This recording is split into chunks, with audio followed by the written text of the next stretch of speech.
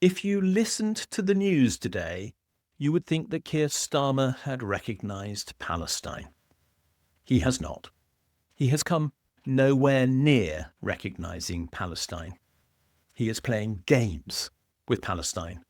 He is saying he might recognise Palestine if Israel does not do what he wants. He's giving Israel the right of veto over his policy. He's giving in to Israel because he is saying that if they simply end the current genocide without in any way offering reparations for all the harm that they have caused, he will reward them. He is also delaying the potential recognition of Palestine until the time when very large numbers of people in Palestine will have died as a consequence of genocide.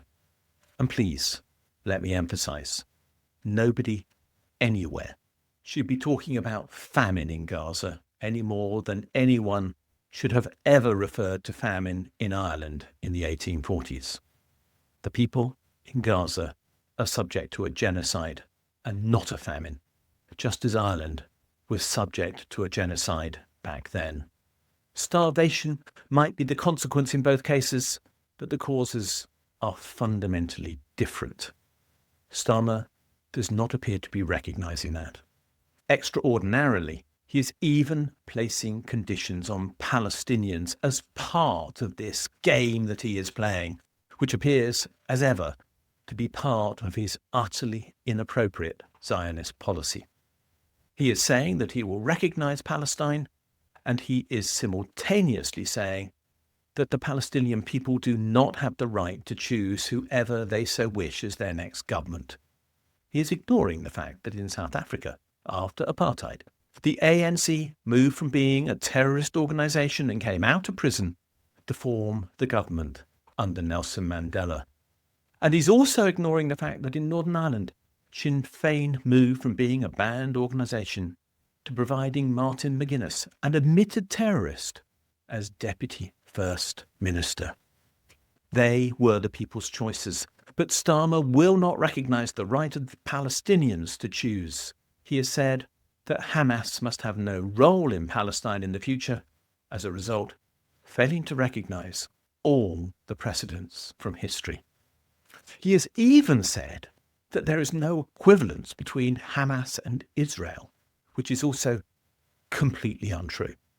I am not in any way condoning deaths and attacks by Hamas. Let me be clear. Hamas leaders were charged with committing war crimes, although those responsible are now dead. And I'm not arguing with the fact that charges were laid. But there is an equivalence, because Israel has committed some of the most grossly offensive war crimes we have seen. Of course, they're not alone in doing such things, but that is no defence. And what they have done is, if anything, very much worse than what Hamas did. And again, I make that comment without in any way using it as a justification for anyone. I am making the point that what Starmer is saying is wrong. Starmer did not then recognise Palestine. He treated it as the powers that be in London have always done, as if it were a political pawn, a plaything, a piece to be used in their manoeuvres without ever recognising that there are people, a nation, and a valid claim of title to land involved.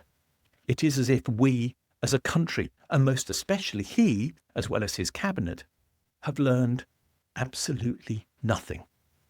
Their contempt for the Palestinian people is matched only by their support for everything Israel has done.